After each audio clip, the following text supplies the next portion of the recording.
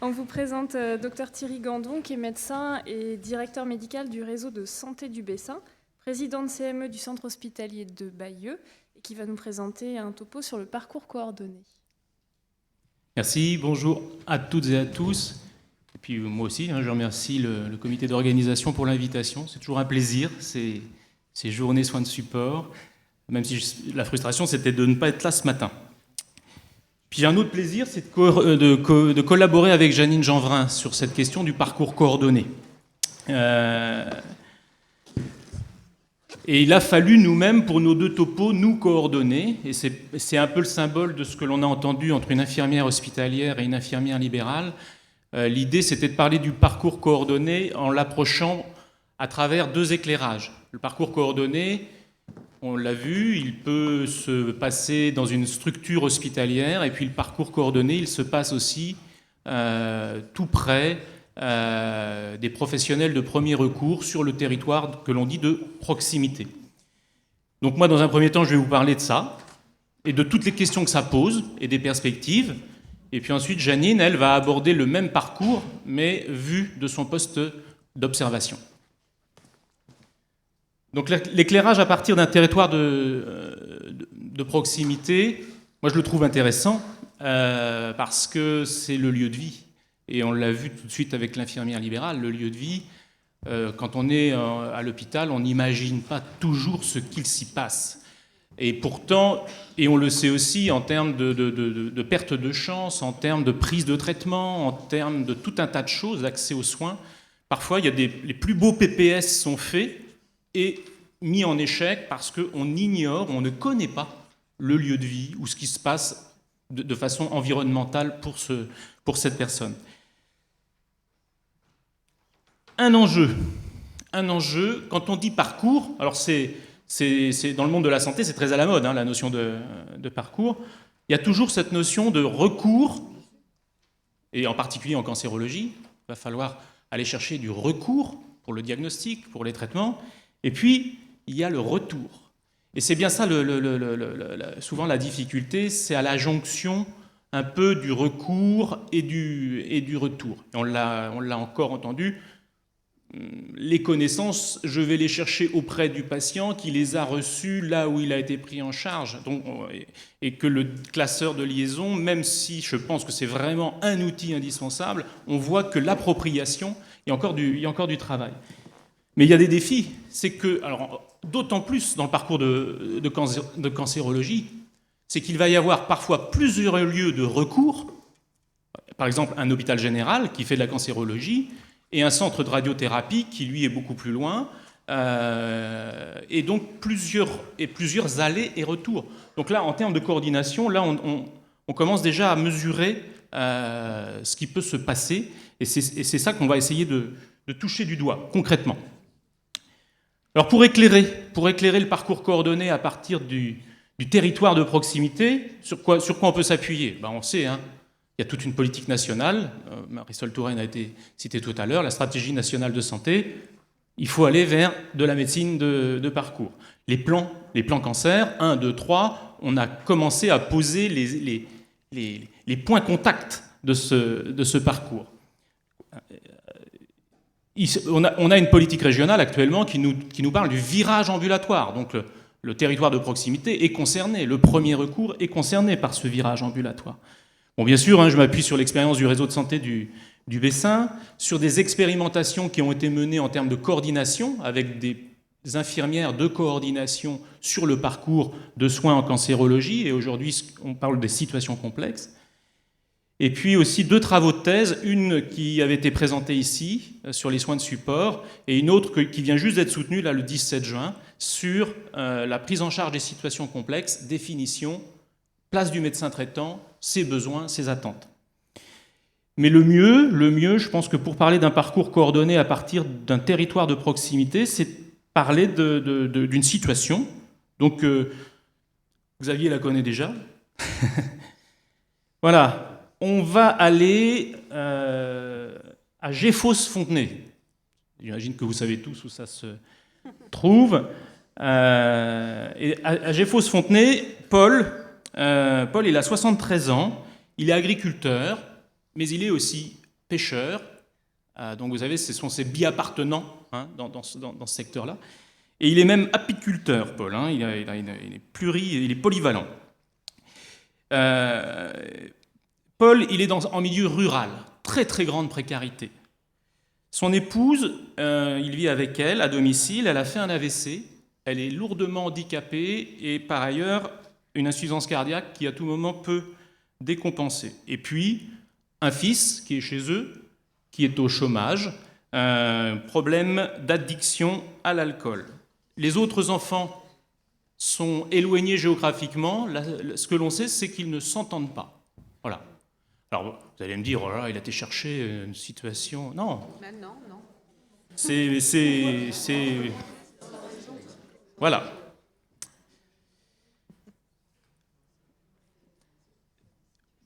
Paul, il a des professionnels de premier recours sur son territoire de proximité. Alors voilà, en gros, on est sur un territoire qui fait 120 000 habitants, on a des acteurs de santé libéraux, aujourd'hui ils sont encore, on va dire, en nombre suffisant, mais une population de professionnels qui vieillit. 2 établissements de santé de proximité, l'hôpital de Bayeux, l'hôpital d'Aunay, 2 HAD-SIAD qui couvrent l'ensemble du territoire, et puis effectivement un groupement de coopération sanitaire qui porte un réseau de santé qui s'efforce d'animer les parcours, de les coordonner sur différentes thématiques. Ce qui est important, c'est que ces professionnels-là, effectivement, ont pris l'habitude, d'une manière ou d'une autre, de beaucoup travailler ensemble. Quelqu'un, l'infirmière, Madame Delavoye, ou Delevoye, excusez-moi, disait, effectivement, les professionnels de premier recours, actuellement, ils sont en train de modifier aussi leurs pratiques culturellement individualiste et aujourd'hui de se regrouper, de commencer à vraiment travailler ensemble. C'est important. C'est le premier recours qui lui-même se coordonne. Donc dans le parcours coordonné, ça va avoir toute son importance. Cette offre de premier recours, le médecin traitant de Paul, il est proche de la retraite et effectivement il travaille dans ce qu'on appelle un pôle de santé libéral ambulatoire. Le SIAD intervient chez Paul. Le SIAD prend sa femme en charge avec une infirmière qui passe régulièrement pour l'épouse de Paul. Et le fils, lui, il est suivi par l'équipe d'addictologie qui se situe effectivement dans le réseau de santé du Bessin et qui délocalise une consultation sur le pôle de santé d'Isigny-sur-Mer. Et puis il y a une assistante sociale dans le cadre du réseau qui connaît bien la situation. Important. La coordination nécessite aussi, ça a été dit tout à l'heure, la pluridisciplinarité et tous ces métiers et ces dispositifs qui sont déjà en place avec le premier recours chez Paul vont avoir un rôle très important. Qu'est-ce qui se passe à domicile ? Eh bien, l'infirmière remarque que Paul est moins bien, taciturne, elle se dit qu'elle pense qu'elle ne vient pas pour lui, mais qu'il est un peu amaigri. Elle l'incite à consulter son médecin et le médecin découvre effectivement une tuméfaction ORL. Paul, il a déjà connu la maladie cancéreuse parce qu'il a fait un cancer du côlon dont il est complètement guéri, où il avait été soigné dans son hôpital général de proximité.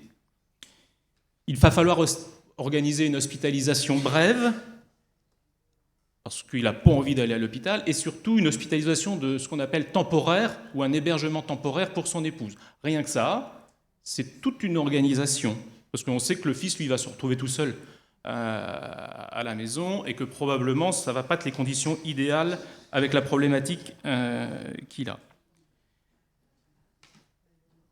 Paul, il émet des choses très claires. Il veut s'en sortir, il veut guérir, à partir du moment où il comprend ce qu'il a. Il veut être chez lui, c'est son territoire, c'est son endroit. Il ne veut pas avoir mal, il a des souvenirs d'avoir eu des douleurs sur la précédente prise en charge, et surtout, il veut qu'on le tienne parfaitement informé de ce qui lui arrive. Donc, Paul, il nous fait revisiter le plan cancer à sa manière. Donc, il va démarrer son parcours de soins dans la phase que l'on appelle la phase de traitement, de diagnostic et de traitement, la phase curative. Je ne vais pas insister sur cette diapo-là. L'important, c'est que Paul, il est bien au cœur du dispositif, et il faut qu'il y ait un bon équilibre dans un parcours coordonné entre ce qui va se faire dans le milieu hospitalier spécialisé. Et on voit, il y a des acteurs, il y a des dispositifs, il y a la RCP, il y a le PPS, il y a l'annonce, il y a la consultation d'accompagnement, il y a l'organisation des soins de support, tout un tas de choses. Mais il faut surtout, et ça a été dit tout à l'heure, il faut surtout que certaines informations de tout ce qui se passe dans cet univers puissent être transmises à ceux qui vont prendre le relais dans le milieu de vie, les professionnels du premier recours. Et ça, c'est tout le défi du parcours coordonné. Donc, vive le dossier de liaison, vive, on en reparlera tout à l'heure, les solutions qui nous permettront d'avoir cette information de façon facile. Vous voyez apparaître, c'est important, les acteurs principaux de la coordination, le médecin traitant reste, et vous allez le voir dans une diapo tout à l'heure, c'était le fruit de la thèse, ils veulent rester des coordinateurs privilégiés. C'est même dans leur mission d'être des coordinateurs. Et puis aujourd'hui, on envisage des dispositifs d'appui de coordination pour des situations particulièrement difficiles pour eux. Les attentes des acteurs du parcours coordonné. Ça, c'est l'expérience du réseau de santé qui nous l'a appris. Qu'est-ce qu'ils veulent? Les patients et leurs proches. C'est important parce que le premier coordinateur du parcours, ça reste le patient, avec les informations qu'il a, l'éducation thérapeutique, etc., toute la compréhension qu'il a. Et toujours, et ne pas avoir d'a priori par rapport à ça. On pourrait penser, ils sont peut-être un petit peu limités, peut-être pas vrai du tout. Les gens ont souvent des capacités, quand ils sentent que voilà, il y a des choses importantes qui les concernent, à développer une autonomie assez surprenante. Et les proches aussi. Ce qu'ils veulent, c'est bien savoir qui s'occupe vraiment d'eux. On appelle ça le référent. C'est être bien orienté, être au bon endroit. L'accès aux soins. La notion de sécurité et de cohérence. C'est pour ça que tout ce qui est transmission, en tous les cas dans l'expérience du réseau de santé, quand on propose aux gens qu'on transmette des informations pour une meilleure coordination, jamais les gens disent « Ah non, moi je ne veux pas qu'on sache ce qui se passe. » Au contraire, le fait qu'ils sentent que les professionnels d'un endroit travaillent bien en coordination avec ceux d'un autre endroit, c'est sécurisant. Pour les professionnels de santé de premier recours, eux, ce qu'ils veulent, c'est de la lisibilité sur ce qui est fait, sur l'offre, de la réactivité. On le sait que le temps du libéral, quand il est en visite et tout ça, quand il a besoin d'avoir un avis, etc., il n'a pas envie d'attendre des heures au téléphone avec une petite musique. Des informations, cette diffusion d'informations, et de la simplicité dans ce que l'on met en place et dans ce que l'on organise.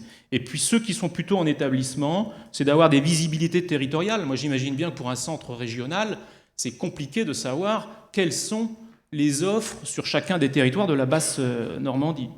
Même si, aujourd'hui, il y a des annuaires et des sites qui permettent de mieux s'y retrouver. Des coopérations interétablissements et bien sûr, toujours cette notion de coordination. Alors, le parcours coordonné, vraiment, je pense que l'outil qui le structure, c'est le fameux PPS. Ça, c'est un outil très précieux, qui mérite d'être développé, qui mérite d'être intégré à des outils communicants. Je pense que Janine pourra nous en reparler. Par contre, le parcours coordonné, il est éprouvé par des situations que l'on dit complexes. Alors effectivement, dans l'expérimentation actuelle avec la DGOS, c'est sur ces situations que l'on essaye de travailler pour voir le temps que ça prend, c'est quoi la complexité. Dans le groupement de coopération sanitaire, on a fait toutes les équipes, que ce soit la Dicto, la Périnat, le service de permanence d'accès aux soins de santé, les soins palliatifs, la Géronto, tout le monde travaille avec cette grille pour essayer qu'on parle tous de la même chose quand on parle de complexité. Ça vaut ce que ça vaut, c'est un outil de travail que l'on s'est fait. Parce qu'effectivement, quand un certain nombre de ces éléments sont présents dans une prise en charge, on sait pertinemment que ça va relever d'une prise en charge complexe qui va nécessiter une coordination particulière.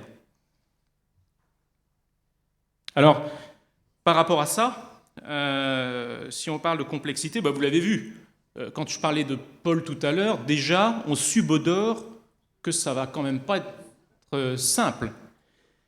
Et la complexité s'est même ajoutée au cours de son parcours, Paul, parce qu'il on lui a fait bénéficier d'une gastrostomie pour une nutrition artificielle. Il a développé des douleurs post-radiothérapie qui n'ont pas été faciles à prendre en charge. Son épouse, étant donné la gravité de la maladie de son mari, a fait une forme de dépression sévère, et à un moment donné, il a fallu hospitaliser le fils, qui avait des comportements à la maison qui n'allaient plus du tout. Bon, voilà, pour moi, le complexe, c'est déjà toute cette... c'est le patient, mais c'est la complexité, elle est... Et vous imaginez, hein, pour le médecin traitant ou l'infirmière libérale, parfois c'est le pharmacien aussi, hein, qui, confrontés à ce genre de situation au domicile, s'ils n'ont pas des dispositifs un petit peu d'appui pour les aider, c'est pas toujours si simple. En ce qui concerne le travail de thèse, qu'est-ce qu'ils disent les médecins généralistes? Ils confirment, hein. Augmentation de la complexité en médecine générale en lien avec les changements démographiques, épidémiologiques et sociaux.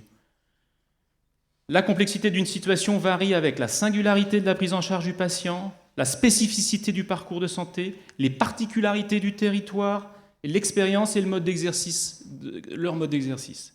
Et ils veulent pourtant rester des référents en termes de coordination.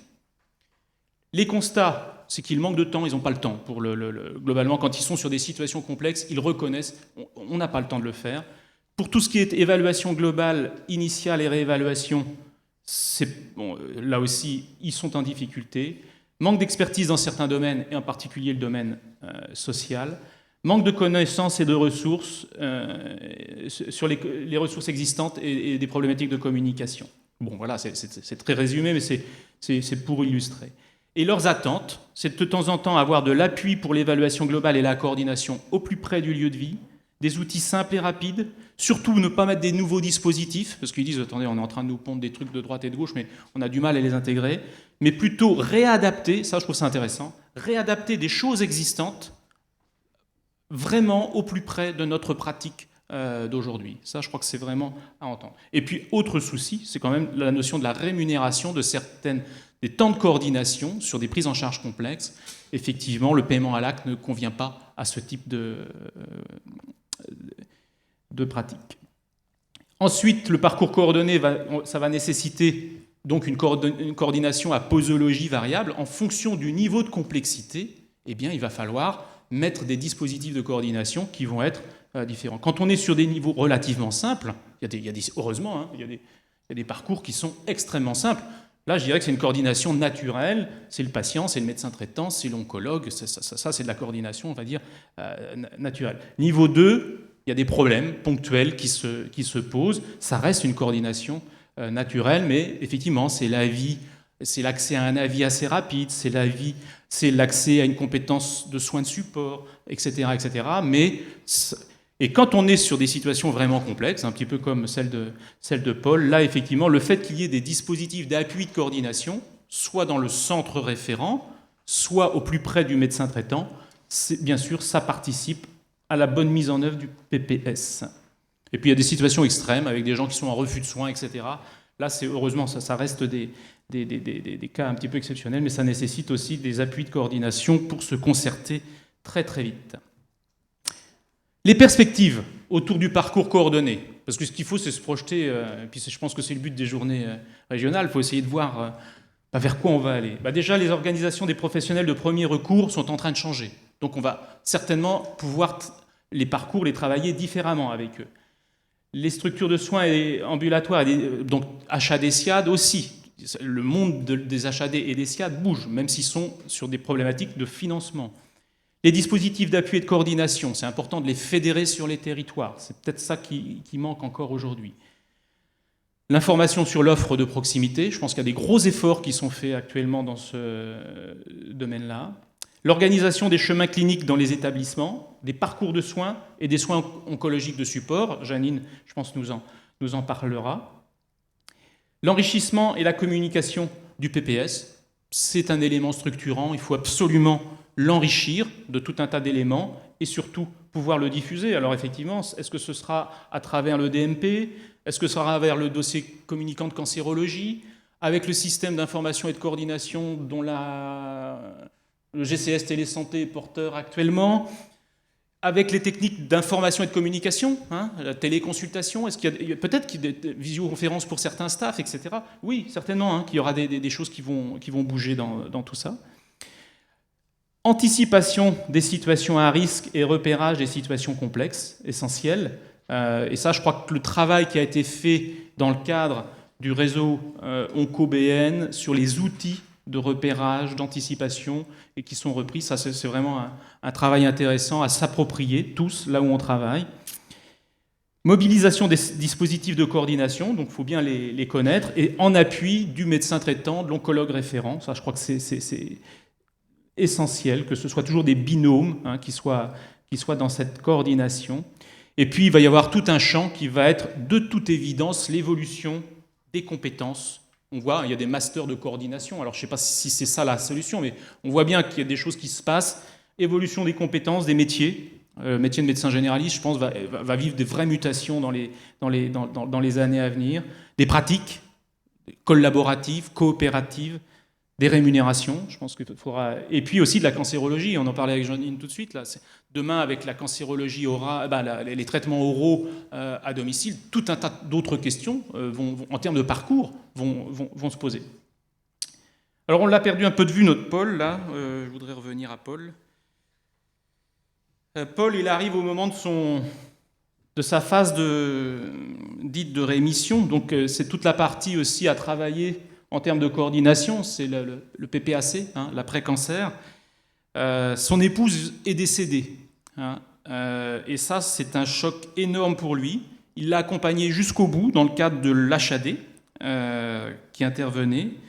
Il y a une problématique de deuil évidente pour Paul, mais il ne veut pas voir de psychologue. C'est pas tellement le profil. C'est un taiseux, Paul. C'est pas... Par contre, il parle beaucoup avec son médecin traitant, avec son infirmière libérale. On parlait de la relation soignant-soigné, de la relation de confiance. Ça faisait des années qu'il les connaît, et avec eux, il livre des choses. Les enfants se sont rapprochés de lui et plein de bonnes intentions, ils veulent qu'il aille en EHPAD. Ça, c'est pareil. On est inquiet. On est inquiet parce qu'il y a quand même quelque part un peu un lâcher-prise chez Paul et la pathologie continue d'évoluer. Et effectivement, on peut s'attendre à un moment donné à plus une prise en charge palliative pour lui. Mais une chose est sûre, c'est que Paul, lui, il veut continuer d'aller à la pêche. Donc en guise de conclusion pour les parcours coordonnés, il faut de la constance. Je pense que ça a été dit par les infirmières tout de suite, là, pour autonomiser les patients, les aidants, les éduquer, les informer. Donc c'est le dialogue et la bonne information au bon moment. Les professionnels aussi, c'est toutes nos formations. Ça, je crois que c'est vraiment... ça va être essentiel pour les pathologies chroniques et la cancérologie. Puis il y a une urgence, parce que nos systèmes sont vraiment très compliqués, donc il faut qu'on essaye de simplifier certaines choses. Et quand ça concerne le complexe, c'est vraiment la notion de coordination qui doit être au cœur. Et puis pour tout ça, mais là on a l'impression qu'on nous met dans des grandes urgences, des grandes restructurations en urgence au niveau de nos mondes hospitaliers. Malheureusement, je pense que pour que tout ça fonctionne bien, il faudra quand même un peu de patience pour les vrais et bons changements. Merci.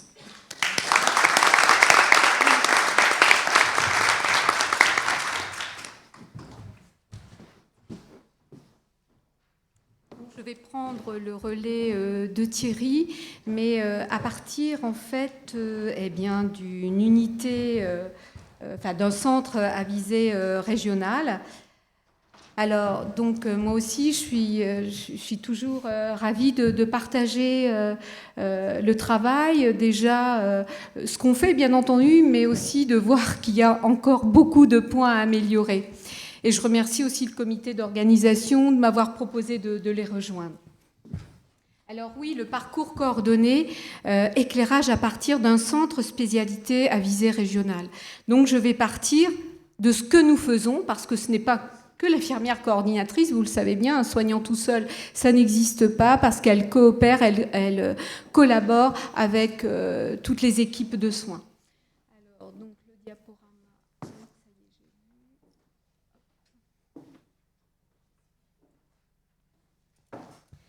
Donc évidemment, il y avait plusieurs thèmes, mais le contexte du changement, je vais passer très très vite, on en a déjà parlé, la nouvelle adaptabilité, je vais surtout zoomer avec la coordination hôpital-ville, certes à partir en fait d'un plan théorique, mais surtout avec en fait un patient que nous avons pris en commun aussi avec nos collègues du territoire et puis Ludivine qui est pharmacien. Et nous, le patient, il s'appelle pas Paul, mais il s'appelle Cyril.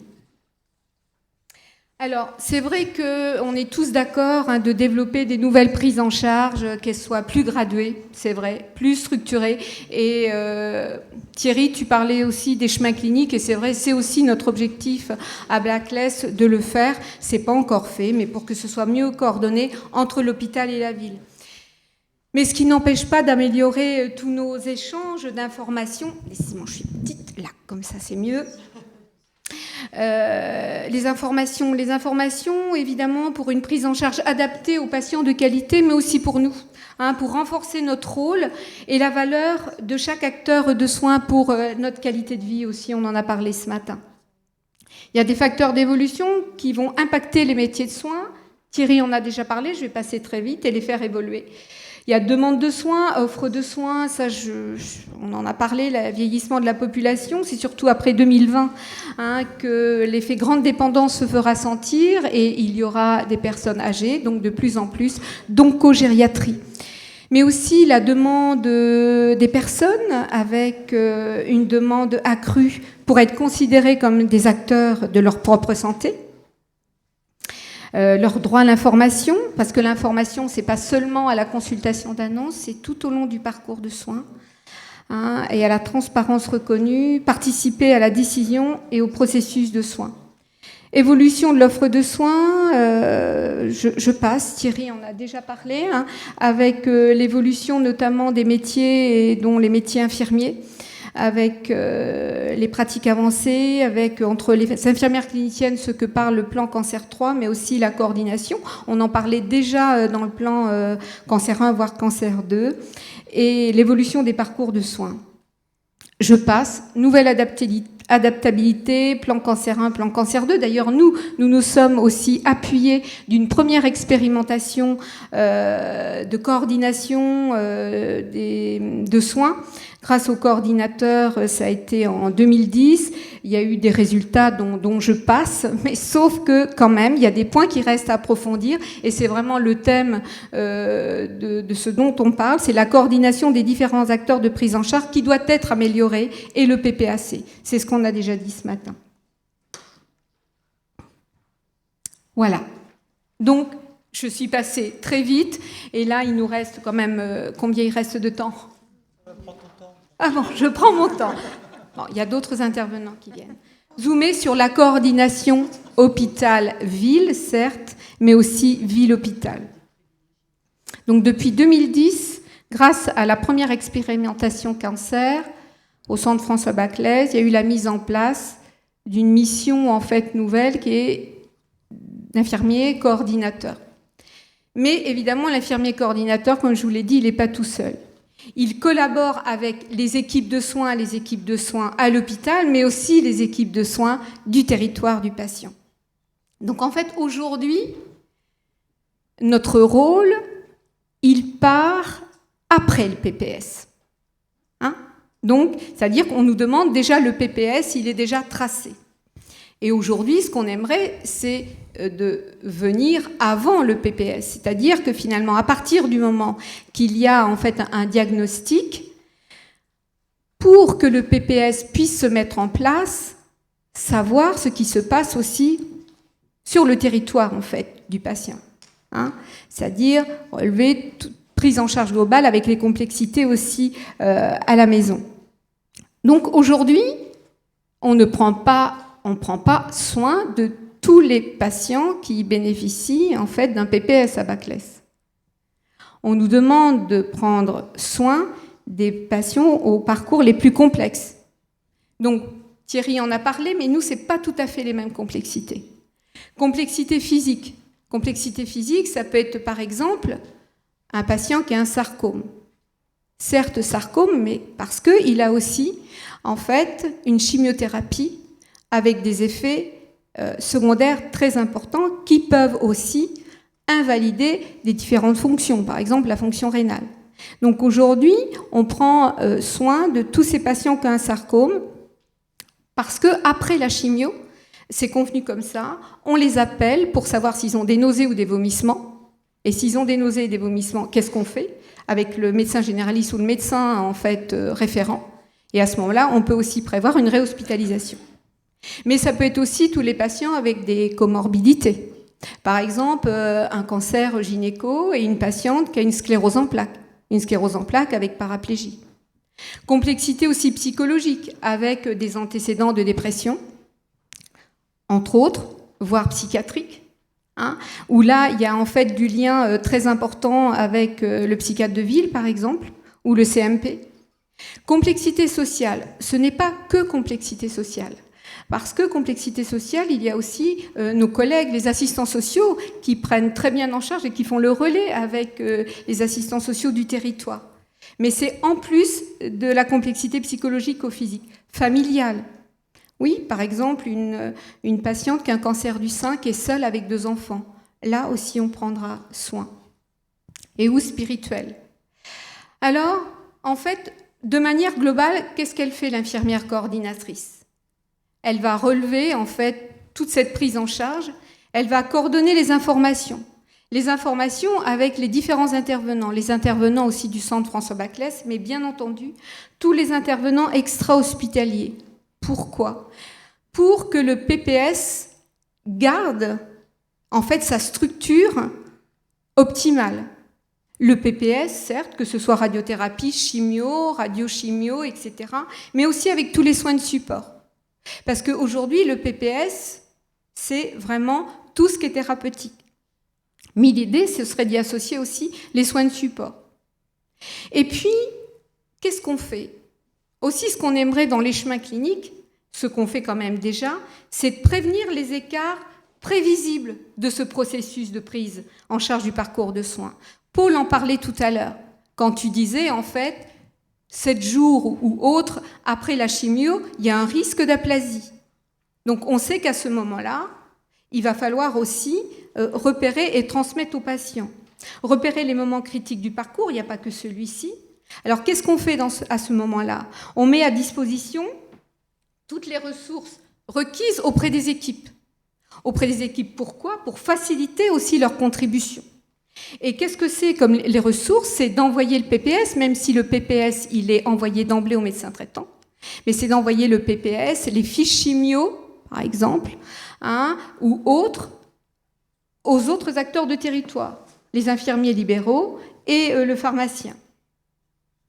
Et puis, s'il y a des écarts, eh bien, c'est de proposer des mesures correctrices immédiates et les mettre en œuvre avec les équipes pour permettre aux patients de réintégrer le PPS. Par exemple, cette patiente qui avait un sarcome et qui, 2 jours après sa chimiothérapie, avait des nausées, vomissements, elle ne pouvait pas avoir une hydratation par la bouche. Il n'y avait aucune question à se poser, elle ne pouvait pas rester à domicile, donc elle a été réhospitalisée pour une hydratation et éviter de passer par les urgences. Et notre rôle aussi avec les équipes, c'est anticiper le PPAC. Concrètement, comment on s'y prend ? Alors, la demande de prise en charge des patients par l'infirmière coordinatrice, je ne suis pas toute seule à Baclès, je partage en fait ce temps avec une autre collègue. Nous sommes en fait 2 pour un équivalent temps plein. Donc la demande, elle est faite soit par le médecin référent du patient, donc le médecin oncologue, soit par l'infirmière de consultation d'annonce paramédicale.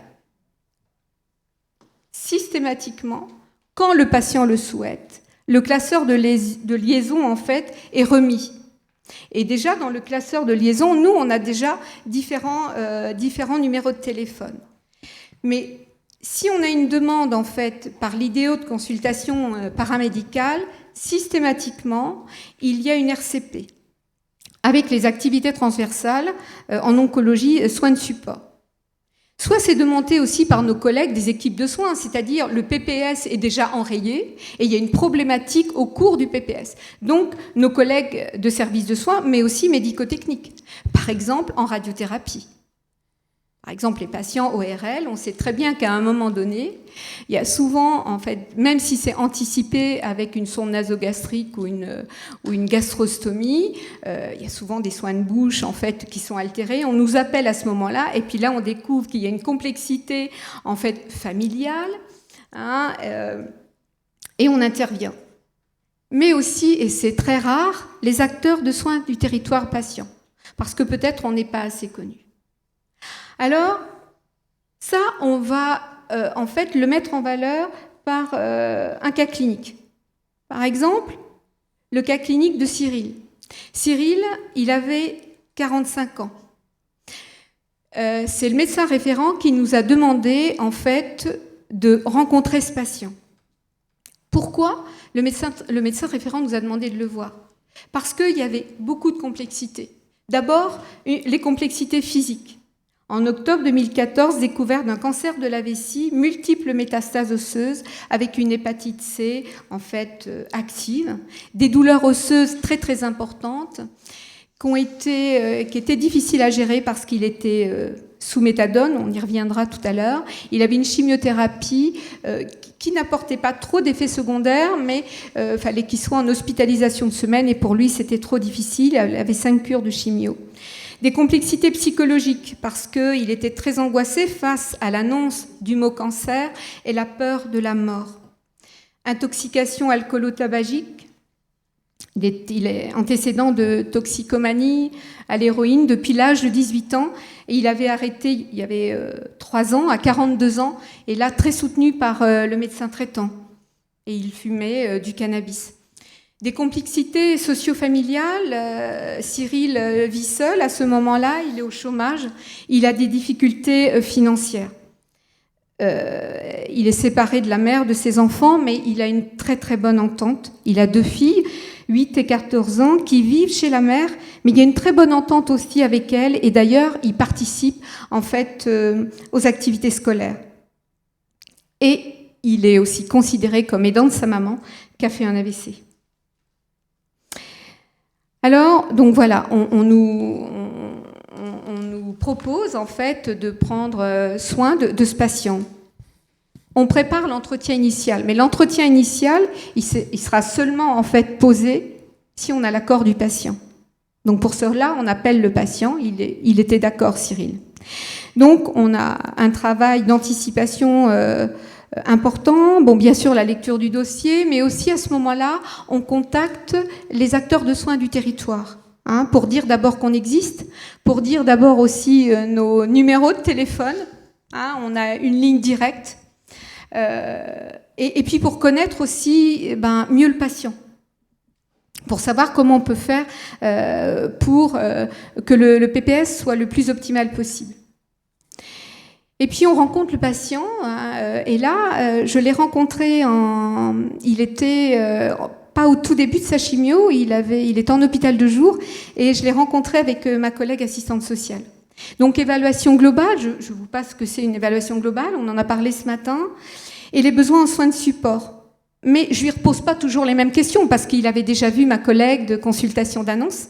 Je regarde dans le dossier ce qu'il y a, je complète et je lui demande si c'est encore ce cas et s'il a quelque chose à rajouter. Et puis, on évalue aussi les capacités du patient et celles de son entourage, parce qu'il nous a parlé beaucoup, en fait, de sa compagne et de ses filles, à mettre en place le PPS. Et là, il me dit d'emblée, c'est bon, hein. Moi, je veux garder mon indépendance. Je veux garder mon indépendance. Je veux bien, de toute façon, que vous preniez toutes les coordonnées des acteurs de soins extérieurs, hein, mais moi, pour le moment, je ne veux pas que vous m'appeliez. En revanche, j'ai votre numéro de téléphone, je vous appellerai vous ou votre collègue si jamais j'ai un problème. C'est ce que nous avons fait. Donc, et justement, c'est en fonction en fait du parcours de soins et de la demande du patient qu'on n'a pas projeté de prochain rendez-vous. Alors, je reviens à cet entretien initial avec Cyril. Donc avec Cyril, finalement, la douleur, quand je l'ai vue, elle était assez bien gérée parce qu'il avait déjà rencontré le médecin douleur. Il avait une chimio avec pas d'effet secondaire par le site. Bon, finalement, ça se passait pas trop mal, même s'il l'avait appréhendé à un moment. En revanche, majoration des complexités psychologiques avec l'angoisse, peur de quitter les siens, surtout ses filles. Il était aussi quand même rempli de culpabilité par rapport à sa vie passée, besoin de reconnaissance, et le besoin de reconnaissance, il l'avait avec les acteurs de soins du territoire, son médecin traitant, l'infirmier libéral et le pharmacien. Vraiment, on sentait que c'était aussi très important pour lui, et donc, de ce fait-là, il refusait l'aide par le psychologue, parce qu'il avait aussi un mauvais souvenir, parce qu'il avait été, en fait, pendant plusieurs temps, incarcéré. En revanche, ce qui prédominait, les difficultés financières, donc c'est pour ça que ma collègue assistante sociale est venue et qu'elle a demandé une AAH.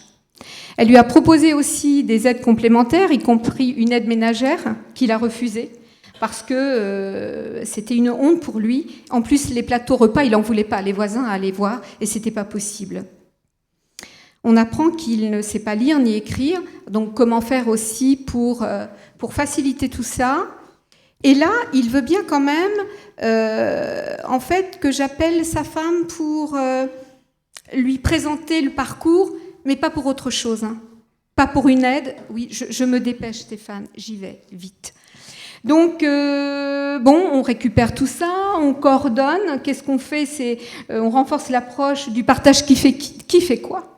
Parce que c'est quelqu'un, l'infirmière coordinatrice, ça vient en plus. Il ne s'agit pas de faire une duplication. On ne se substitue pas aux équipes. Hein, parce que ce que je ne vous ai pas dit, c'est qu'en tant qu'infirmière coordinatrice, on ne fait plus de soins physiques. On est là, en fait, pour apporter de la coordination. Donc, qu'est-ce qu'on a fait concrètement? Donc, on a transmis tout ça à nos équipes, le médecin référent, l'équipe soignante d'hôpital de semaine, l'hôpital de jour, le médecin douleur et l'assistante sociale. Mais notre gros travail, en fait, il a été d'abord de recontacter les équipes du territoire. On les par téléphone, mais aussi on envoie le PPS, ce que je vous disais, les fiches chimio et tous les rendez-vous du parcours du patient. Hein, c'est-à-dire que finalement, à la fois les chimios, mais tous les bilans et tous les rendez-vous avec le médecin oncologue et notre numéro de téléphone. Après, il y a les entretiens de suivi. Les entretiens de suivi, je vais faire tout simple, c'est soit des suivis, beaucoup de suivis téléphoniques, mais aussi entretien dans les consultations externes, c'est-à-dire on profite que le patient, soit il a un rendez-vous de chimio, un rendez-vous de radiothérapie, un rendez-vous avec le médecin, parce qu'il est hors de question de lui proposer un rendez-vous seulement pour l'infirmière coordinatrice, parce que d'une part, ça va le fatiguer, et puis de toute façon, il n'y a pas de remboursement si jamais il habite loin, et puis de toute façon, ce ne serait pas structuré. Les entretiens téléphoniques avec les acteurs de soins du territoire, etc. Concrètement, qu'est-ce que ça a donné pour Cyril? C'est-à-dire que on a suivi le patient de novembre à avril 2015. De novembre à décembre 2014, il nous a appelé une fois, hein, parce que c'est lui qui avait un problème, en fait, un problème social. Donc, il nous a rappelé. Sa pathologie a évolué en janvier 2015, avec une évolution en fait des métastases osseuses. Et puis il a une nouvelle chimiothérapie, un site qui s'est infecté plusieurs fois. Et c'est-à-dire à partir du moment qu'il y a une évolution, on a été beaucoup plus présent dans le parcours. Il y a eu 17 entretiens de suivi avec soit le patient, les acteurs de soins de territoire et les proches. La complexité aussi psychosocio-familiale, en fait, s'est accentuée et le patient est devenu très agressif, mais il refusait toujours l'aide. En fait, là où c'était difficile, en fait, pour nous, c'est que finalement, il refusait l'aide du psychiatre et l'aide du psychologue. Et nous, on n'était pas, je veux dire, pour ma part et pour ma collègue aussi, infirmière coordinatrice, c'était très difficile parce qu'il était borderline, il était très souvent agressif. Et du coup, alors qu'est-ce qu'on a fait finalement en février, devant toutes les complexités, et je passe, hein, qui évoluaient, on a proposé d'abord aux collègues du Centre François Baclès et aux acteurs de soins du territoire une RCP. Une RCP, pourquoi? Parce qu'on savait que malheureusement ce patient il allait évoluer vers la fin de vie. Et puis comme il voulait rester à domicile, c'est-à-dire c'est anticiper la complexité de la douleur, pouvoir en fait apporter une aide aussi à nos collègues du territoire, avoir un parcours de soins, je veux dire, avec un enjeu vers des problématiques avec des solutions communes, savoir que vous pouviez nous appeler Hein, c'est-à-dire que là, notre rôle, il a été à chaque fois qu'il venait à Baclès de faire un compte-rendu oral et de faxer en fait les ordonnances et de faxer les comptes rendus aux acteurs de soins du territoire, à chaque fois pour voir l'évolution. Et à ce moment-là, devant cette évolution, le patient, il a accepté non pas l'aide psychologique pour lui, mais l'aide psychologique pour ses proches, parce que jusqu'à présent, c'était la femme qui préparait les médicaments, et elle était très très en souffrance, et à partir de là, le patient, il a été aussi vraiment ravi de savoir qu'on a pu se concerter entre le domicile et puis le centre François Baclès. Il a été, je veux dire, plus serein de savoir que finalement, ça allait être en fait Ludivine qui allait préparer ses médicaments et puis pouvoir en fait les déposer au domicile. Et au domicile, le maintien à domicile s'est fait quelques jours avant une hospitalisation avec du matériel qu'il a accepté parce qu'il était très ambivalent. À la fois, il voulait rester indépendant, sans lit médicalisé, etc. Mais grâce à la coopération avec les acteurs de soins du territoire, ce patient a pu rester le plus longtemps possible à domicile. Et nous, on s'est trouvé en difficulté, c'est parce que le patient ne pouvait plus rester à domicile. Il n'y avait plus de lits au centre François Baclès. Et du coup, heureusement qu'on a la collaboration avec l'unité régionale de soins palliatifs. Et il a été hospitalisé pour une fin de vie. Il est décédé 3 jours après.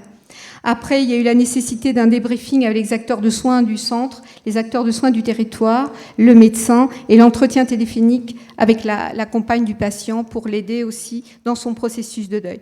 Je suis désolée, j'ai survolé, j'ai fait au plus vite, mais voilà, je laisse la place aussi aux questions. Ah, merci. C'est vraiment la dernière diapo, oui. Merci. C'est vrai qu'on est très en retard. On va prendre 2 questions, surtout l'interaction avec le pharmacien qui est assez intéressante. Moi, juste avant, j'ai une demande personnelle. J'ai perdu mon portable dans la salle. Si quelqu'un trouve un iPhone par terre, c'est le mien. Merci. Est-ce qu'il y a des questions donc ?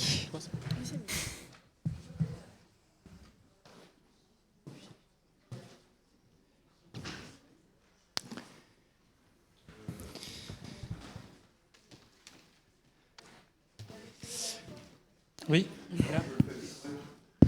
Ça va être dur de demander à toute la salle de... Oui, Nathalie. Oui, ça ne compte. Il est sur vibreur. Enfin, à domicile, enfin, en libéral, on n'a pas... Ça sonne là ? Transmission, aujourd'hui, la transmission sans que les patients puissent, je dirais, bénéficier, entre guillemets, du parcours de soins complexes, c'est le cahier de liaison. Le cahier de liaison. Pour le moment. Ouais. Moi, je voudrais juste apporter une précision sur les IDEC de ville. Parce que on parle de l'IDEC à l'hôpital.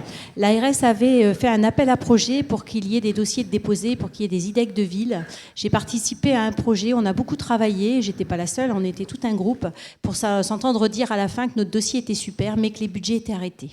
Donc là, ça me oui, j'allais dire dégoûte, parce qu'on a des grands enjeux, et l'ARS, malheureusement, n'est pas là pour l'entendre. Et puis, il y a autre chose aussi, j'aimerais savoir s'il y a des médecins traitants dans la salle. On va faire un petit topo. Alors, moi, je voudrais quand même rebondir, parce qu'effectivement, je l'ai mis dans mes diapos. Je l'ai mis. Effectivement, cette deuxième expérimentation, où il y avait, en plus des 35 établissements pilotes du premier, il y avait aussi 10 centres de recours. Il n'y en avait que 10 au niveau national. Les 10, je pense, ont été sélectionnés, mais... Effectivement, mais ça je l'ai passé parce que manque de temps, mais effectivement, il n'y a pas que l'hospitalier, bien évidemment. Je vais compléter par rapport à la politique de l'agence régionale concernant ces expérimentations-là. Donc, ce qui concerne la cancérologie et les IDEC de cancérologie pour les situations complexes et la coordination, c'est du niveau national, donc ça ne dépend pas de l'ARS. Par contre, effectivement, l'ARS Basse-Normandie, elle a souhaité essayer de mener des expérimentations sur la coordination des situations complexes, toute complexité, et elle a fait porter 3 expérimentations, une à Cherbourg, une à Caen, et nous, on en a porté une sur le Bessin. Celle de Cherbourg a été arrêtée par l'ARS. Celle de Caen, j'ai cru comprendre que ça s'était arrêté. Nous, on a pu continuer. Laurent Denance. Par contre, ce qui est en train d'être de nouveau expérimenté, c'est sur des maisons de santé, des pôles de santé. Il semblerait effectivement qu'il y ait eu du temps. Parce que ce qu'ils essayent, c'est de modéliser quelque chose. Ils ne savent pas si c'est un professionnel en plus. Ils ne savent pas exactement où le placer ou ne pas le placer. Et moi, je pense que ça peut être, par exemple, un professionnel du pôle de santé libéral, par exemple, avec une mission spécifique qui lui est donnée. Mais aujourd'hui, ces modèles-là, on les a pas. Au niveau national, on les a pas. Donc, ça se cherche complètement. Le système, on sait qu'on en a besoin. Les médecins, d'ailleurs, le disent. On va vers des délégations sur certaines missions comme ça. Mais quel est le modèle économique de ça? Comment ça va pouvoir fonctionner? Qui va pouvoir le faire? Quelles compétences on attend? À quelle fiche métier ça correspond? On sent que... Donc, effectivement, il y a des appels à projets, il y a des réponses, il n'y a pas l'argent, c'est pas pérenne. D'ailleurs, tout ce que Janine vous a dit, on est sur du non pérenne en termes de postes hospitaliers. Donc, c'est embêtant. Je vous rejoins, c'est très embêtant. Après, c'est aussi à nous tous de nous organiser. C'est ce qu'on essaie de faire. Il y a des outils. On essaie de faire un projet régional impliquant pharmaciens, médecins, infirmiers, hospitaliers et libéraux. Avec, je vois Valérie Chédru là-bas, c'est un projet qu'on a déposé. On attend de voir si ça va être accepté, mais ça va vraiment permettre de nous coordonner et aussi d'impliquer les pharmaciens et les infirmiers. Mais la coordination, elle ne peut se faire que si vraiment on est détaché. C'est un métier à part entière. On ne peut pas, en fait, faire... Oui, mais on peut quand même faire des réseaux de communication et de prise en charge optimisés. Déjà, c'est à moyen constant, donc c'est assez intéressant. Et après, on va passer à la suite. Par rapport à ça, c'est juste rappeler que, quand même, pour les libéraux en activité, quand on vient à ce genre de journée en formation ou quoi, soit effectivement on est un cabinet où on est plusieurs et puis la collègue travaille, on se remplace, soit vous faites appel à une remplaçante, ça veut dire que ce sont des journées que l'on paye quelque part. C'est pas grave, je veux dire en soi, mais il va à un moment donné qui paye qui, quoi, parce qu'effectivement la coordination de ville c'est très bien, que les libéraux s'investissent c'est très bien. Je parle en tant qu'infirmière, c'est très bien, mais il y a un moment donné où effectivement on a aussi besoin de financer aussi, de financement et voilà. Quelquefois, je ne sais pas là, mais il y a beaucoup d'infirmiers libéraux qui viennent, qui ont pris une remplaçante pour pouvoir venir.